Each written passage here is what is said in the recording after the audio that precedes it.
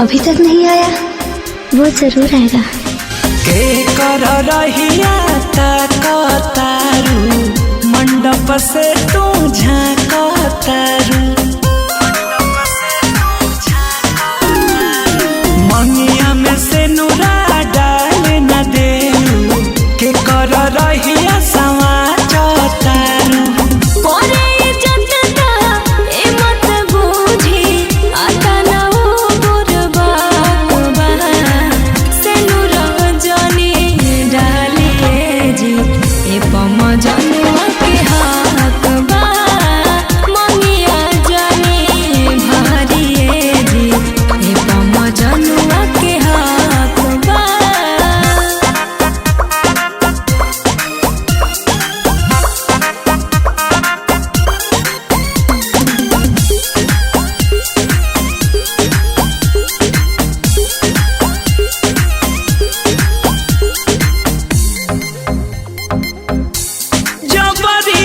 जावत नईखी तहरा से शादी, हम काहे छीनी तहर मिलल आजादी।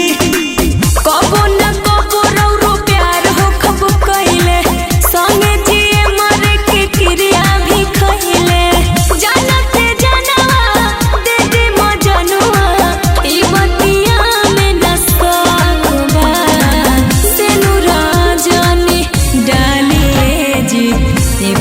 जनुआ के हाक बा, मंगिया जानी भारी रौरा, ए पमा जनुआ के हाक बा।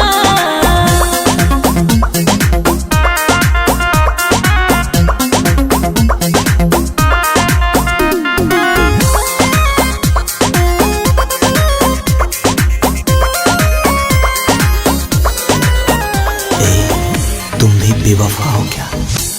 जैसन नितेश संगे कोई दिहलु काम हो, शामिल तहार भाई बेवफा में नाम हो। कामिली को के जुदा दुई दिल जी, हाथ जोड़ी कहतानी बुझी मुश्किल जी। हमारा संगे हमारो अजित के साचो में गुड लक बा। सिनुरा जानी डालिए जी, ए पमा जनुआ के हाक बा, मंगिया जानी भारी रौरा, ए पमा जनुआ के हाक बा। जजमान, शुभ घड़ी निकल जाता, सिंदूरदान कल जाओ। अंजलि, वाह, बहुत जल्दी आ गईला। अरे तो अभी बिगड़ले का बा? मिटा दे सिंदूर के और दूर के फेंक दे मंगलसूत्र।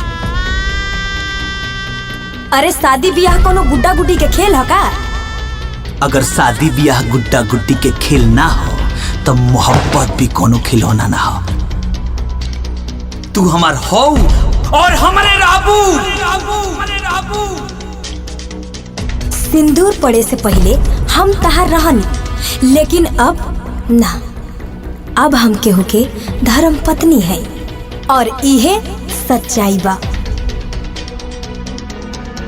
अगर ई सच्चाई बा तो ई भी सच्चाई बा कि तू हमार प्रेमिका हो और प्रेमिका हमेशा राबू, हमेशा राबू, हमेशा राबू।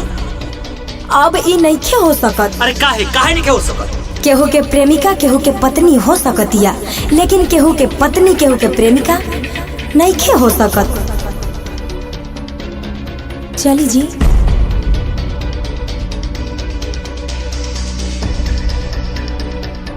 सच कहते हैं कि जोड़ियां बनाई नहीं जाती, वो तो ऊपर से ही बन के आती हैं।